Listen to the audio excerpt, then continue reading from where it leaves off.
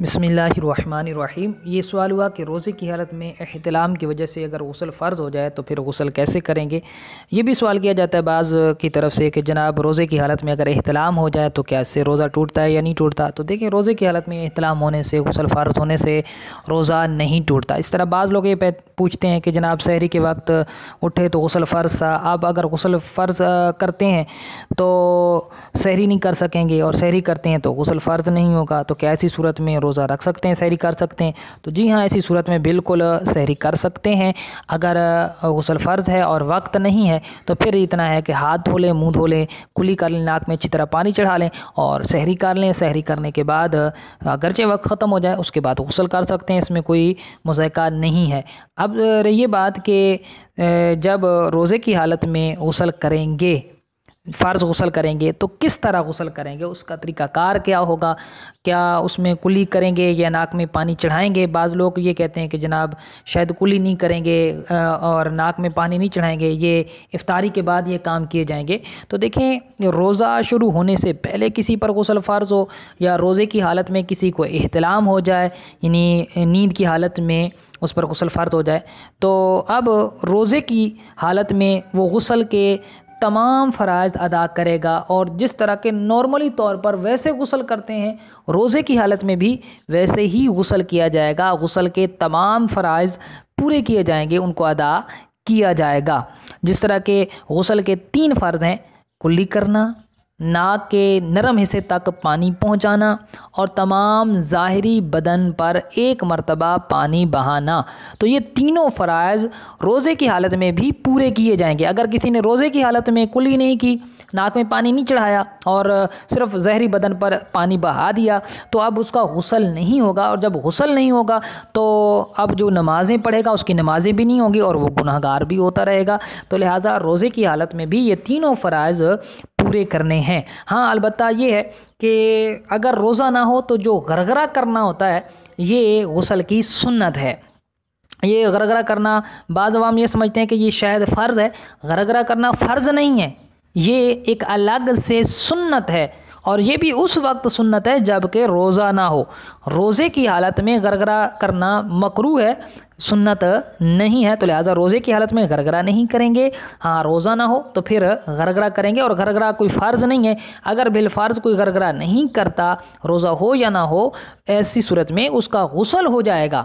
غرغرہ کرنا چونکہ فرض نہیں ہے، فقط سنت ہے، لیکن روزے کی حالت میں غرغرہ نہیں کیا جائے گا۔ روزے کی حالت میں غرغرہ کرنا یہ مکروہ ہے۔ اسی طرح ناک میں جو پانی چڑھانا ہے، یہ ناک کی جہاں پر نرم ہڈی ہوتی ہے وہاں تک پانی پہنچا لینا، اچھی طرح کہ کوئی بال خشک نہ رہے، اگر کوئی رینٹ وغیرہ ہے اندر اس کو صاف کر لیا جائے، تو یہ یہاں تک فرض ہے۔ ناک کی جڑ تک پانی پہنچانا یہ روزے کی حالت میں مکروہ ہوتا ہے۔ ناک کی جڑ کہتے ہیں جو آنکھ کا کنارہ ناک کے ساتھ مل رہا ہوتا ہے، تو اس کو ناک کی جڑ کہا جاتا ہے۔ یہاں تک پانی پہنچانا روزہ نہ ہو تو افضل ہے، اچھا ہے، لیکن روزے کی حالت میں یہاں تک پانی پہنچانا مکروہ ہے کہ کہیں پانی نیچے حلق تک اتر گیا یا اوپر دماغ تک چڑھ گیا تو اس سے اگر روزہ یاد ہو تو روزہ ٹوٹ سکتا ہے۔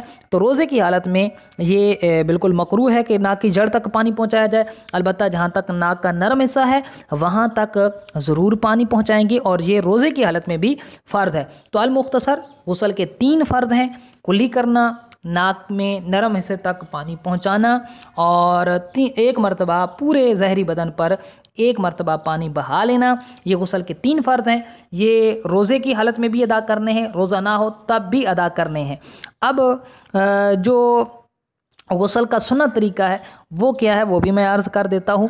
تو غسل کا سنت طریقہ یہ ہے کہ سب سے پہلے آپ نیت کریں کہ میں پاکی حاصل کرنے کے لیے غسل کرتا ہوں، اللہ کی رضا کے لیے، اور یہ نیت دل میں ہونی چاہیے۔ ظاہر سی بات ہے کہ جب غسل خانے وغیرہ میں نہا رہے ہوتے ہیں تو عموماً برہنہ ہوتے ہیں، تو برہنہ حالت میں کلام کرنا یہ مکروہ ہوتا ہے، اور پھر اللہ پاک کا نام لینا یا مقدس کلام وغیرہ پڑھنا وہاں پر اس کی تو اجازت نہیں ہے۔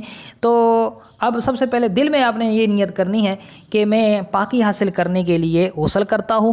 اس کے بعد اپنے دونوں ہاتھوں کو پونچھوں تک، گھٹنوں تک 3 دفعہ آپ نے دھو لینا ہے۔